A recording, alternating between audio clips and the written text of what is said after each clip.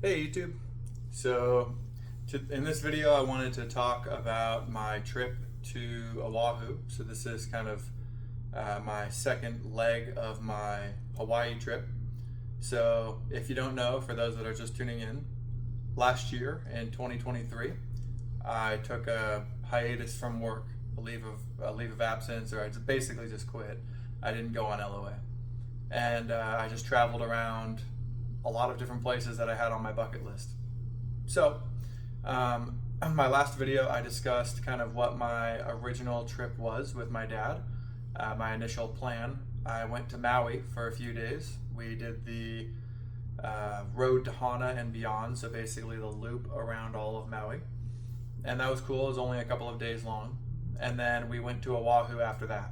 So this story will start basically right at Oahu. So we landed on Oahu from Maui, and I have a lot of family that live on Oahu. At least currently I do, and back then I did as well.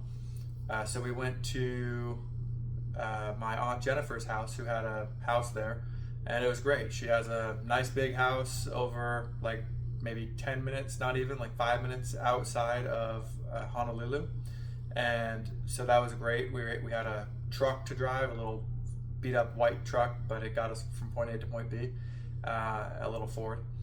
And yeah, it was awesome. We had transportation for free basically, and lodging for free, which are the two biggest parts of the trip. So, or the biggest costs of the trip. And when I say me, when I say we, it was me and my dad. So, his sister, we stayed there, and his sister's husband, so my uncle Rick, had just passed away. So Aunt Jennifer had this whole house to herself basically. So she was totally fine welcoming us and giving us some comfort. In case you don't know, this is my dog. He's on my lap right now. So if you hear the huff and puff, that's him. So anyway, we got to Aunt Jennifer's house, and then we basically went to, I think our first meal on Oahu was Elks Club.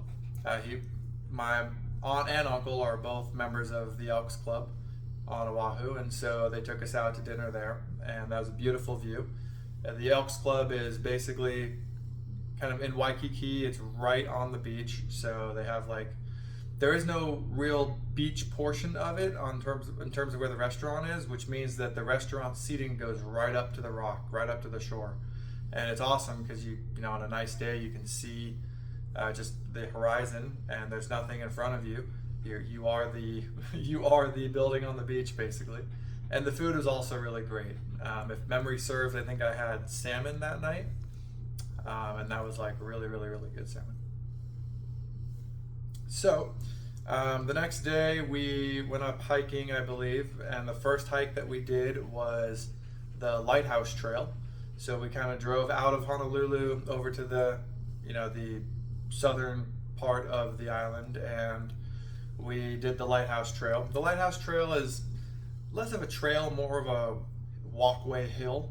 It's all paved, so strollers can go on it, and it's really windy up at the very top. But it's a tourist trap. You go down there, there's parking at the very bottom, and then you just basically walk up the hill. And you can't actually get to the lighthouse. The lighthouse itself is closed off, but you can see it. And if you once you're all the way up at the very, very top, there's some hills that you may or may not be able to climb on, that I climbed on, to get up all the way to the very top. And up at the very, very, very top, it's the windiest. You can see both sides of the mountain from all directions. And there were some pillboxes up there from the war. And so that was really cool. I got to kind of explore that. And there's another pillbox hike in Kailua, which I've done before in the past. And I didn't do that one because I saw, my fair share of pillboxes on this trip with the other hikes. So that was the first experience back on it with pillboxes. And for those that don't know, pillboxes are basically where, lookouts would be and machine guns would be stationed in case of any more future invasions of Hawaii, after Pearl Harbor. So we did that. And then after that hike, we grabbed some food. You know, I don't know the exact days because we were there for like a week and a half, I believe, from the after leaving Maui. We were there for like a week and a half. So I don't know the exact order. I forgot by now. But basically, we had some great meals. We went to Duke's a couple of times and had Mai Tais and, you know, some food there. We went to Yard House, which is not the local chain Yard House that is in California. Yard House is like this little fish kind of booze bar right by the ocean that you can kind of go hang out by, and it was nice. So yeah, we went to a lot of different restaurants. Yeah, I won't get too much into detail on that. We went to the Shack. The Shack was kind of a unique thing for me because I remember a few years ago when I went with my dad and my stepmom Marie, we went to the Shack, and so being able to see that again was like, oh yeah, I remember this, you know. But anyway, so what else did we do? We went to the museum. I forgot the actual name of the museum, but there's only like two, and this was the bigger, nicer of them that's in Honolulu. So I forgot the name, but basically we went there, and to be honest, my dad's a pretty big history guy, and given that he grew up in Hawaii, I probably should have realized that he'd want to spend a lot of time there, but normally he doesn't care that much about reading stuff, you know. And so I was done with the entire museum. The museum is very big. It basically goes through all of Hawaiian history, all throughout the, you know, when they were from Polynesia and then they came over into Hawaii.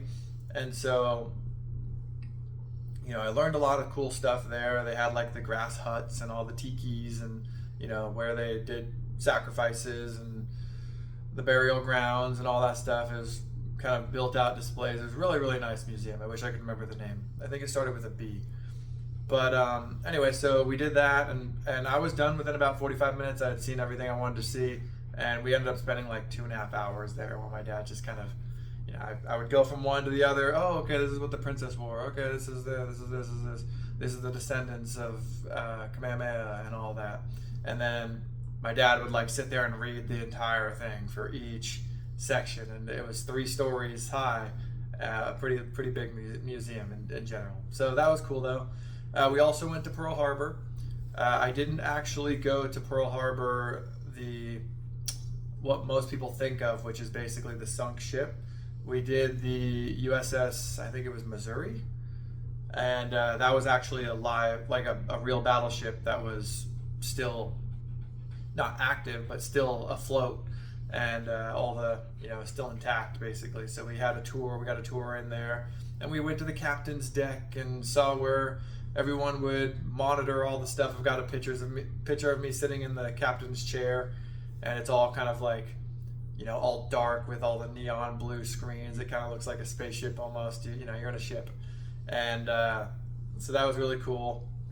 We went below deck and saw kind of everything. I'm 6'3", so, you know, I had to duck off of every like, the ship is built in sections, so like I would go through one kind of door that's small, and then I could stand up a little bit again, and then I have to go through another one, stand up and then another one. So that was kind of a pain, but regardless. The coolest part about that trip though, about that USS Missouri, was I guess this was the battleship or the ship that the Japanese surrendered on. So that's when they actually signed their documents, the surrender documents. And that was really, really cool, just kind of being, they have a placard right where they signed those documents, like right in that place is where they, like on those steps, excuse me, right on those steps is, hi doggy, hi. Right on those steps is kind of where everything was signed, and the end of World War II. So, you know, Pearl Harbor is where it started, basically, for Japanese, and I was on the ship that ended it. So that was really cool. Let's see. What else did we do? Another thing that we did with my dad and I was we went to the Aiea Loop Trail. And the Aiea Loop Trail was really cool, actually, because it was an actual loop, meaning that it's not a trail where you have to hike, you know, out 3 miles and then back 3 miles or whatever it is, and you've kind of seen the stuff that you hiked out to. It was an actual loop. So you park your car, you go all the way around the mountain, Aiea, and then you come back. So everything was new there to see, which was cool. And the funny thing is, when we first got up there to do it, on the first time we were on our way up there, you have to drive up this pretty big mountain in the residential community just to get to the start of the trail. And then once we were there, we had the gate closed on us as we were as we were pulling up. The park ranger closes the gate, and apparently a tree had fallen on the path, like one of the really, really big sequoia trees or whatever. Not sequoias, but what do you call those? I think they call them rainbow hibiscus or rainbow something. I forgot the name of the tree, but basically one of the big trees that just fallen down, and so they closed the path for a couple of days. So a few days after that, we tried to go again, and right as we were starting, we took pictures right out in the front, and then we begin our trail, and like 10 minutes in, something I had eaten from the day before. I had these pancakes from Eggs and Things, which is like a Hawaiian Denny's, I guess. It's just a breakfast place. And there's actually one in Japan too, I saw, but I'll get to that later. So Hawaiian at Denny's basically is where we were at, and I had these like macadamia nut pancakes with a bunch of fruit and just all the syrup, and the whipped cream was all piled up. It was basically just a bunch of, it tasted like sugar. There's a ton of sugar and bread. So I ate that, and the next day I tried to go on the Aiea loop hike, and my stomach was just in knots like 5-10 minutes into the hike. And so I decided to call it, and I'm like, Dad, I can't do this entire hike. So we ended up leaving, and then we came back a third time and finally completed it. So we did end up doing the whole thing, and it was great. About in the middle of it, you're at a really nice vantage point where you could see the I think it's called Nepali Highway, I think it's called. Nepali Highway, something like that. Basically, it's the one that goes through the mountain that kind of connects the north and the south. It connects Honolulu to the Kailua side of the North Shore side without having to actually go all the way around the mountain. Really nice views. I have a picture of me just kind of looking out at it, and so that was probably the highlight of that trail, if you get the chance to do that trail. Really, really, really nice views out there. Just be warned, the end of the trail, it's pretty dry throughout all of it, as long as it's not raining. But towards the end, no matter what the forecast is, it's really muddy, like really muddy and slippery. And yeah, we almost slipped a few times, but made it out, and my dad was able to do the whole thing. So that was cool. We parked on like the second parking lot. There's like 3 parking lots, one at the base level, and then the second one is kind of in the middle, and then the third one is at the very top. And so we parked at the very top, thinking that, okay, that's where the trail starts, so it's a loop, that must be where it ends. Well, that's not where it ends. It ends at the second parking lot downward. So in hindsight, if you want to do the Aiea Loop Trail, I highly recommend parking on the second parking lot, and then when you have all your energy, making it up that initial hill to get to the starting point. That would be probably much better than at the very end when you've done the entire hike, and now you have to hike this super steep hill to get back to the parking lot where your car is, because you're at a different parking lot now. So anyway, that's kind of a word of advice for you. We also did a couple of other hikes. I forgot the name of it exactly, but that's kind of those 3 hikes I did with my dad. So we did the Lighthouse Trail, we did Aiea Loop, and we did I forgot the name of it, but it was just an okay trail.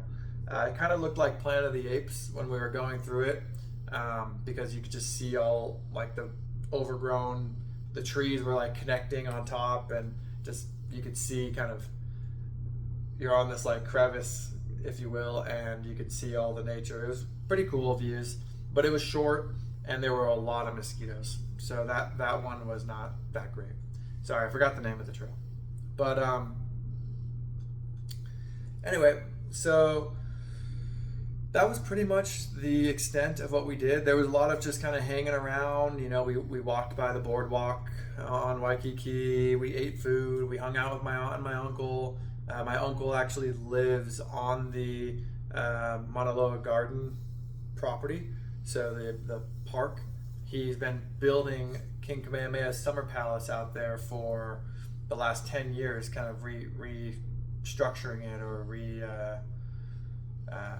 renovating it, I guess would be the best word, making it all nice, but it's all, you know, super old koa wood or whatever, and so really expensive and a really lengthy process, very detailed, but it's looking really good. Last time I was there, I saw it. And so yeah, just kind of visiting them and hanging out and, you know, saying hi and meeting my nephews. I had a little nephew, Jack, who is my aunt's son's son. So basically my nephew, whatever, my uncle's nephew. Or not, would it be my nephew? Cousin?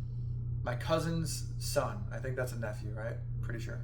So that was cool to kind of meet them and bond a little bit with them. I was actually just back in Hawaii a few weeks ago, and completely separate reason and completely separate circumstance, but kind of seeing Jack now a little bit older is cool that he remembers me when I was there last year, so that was cool.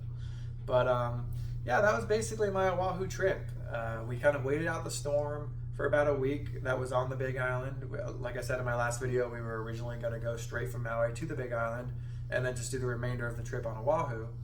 But we decided not to do that. We decided to just wait out the storm that was on the Big Island, since we had no real schedule. It was all kind of tentative, and our lodging was free, so we could stay wherever. And, you know, my dad's friend, his high school friend, his name was Greg. We stayed at his house on the Big Island. So my next story will be kind of Lava Zone 2 and what we did on the Big Island, where we stayed and what we did. That was my first time on the Big Island. Oahu, I had done a lot of stuff already because I lived there when I was really young, and my dad grew up there.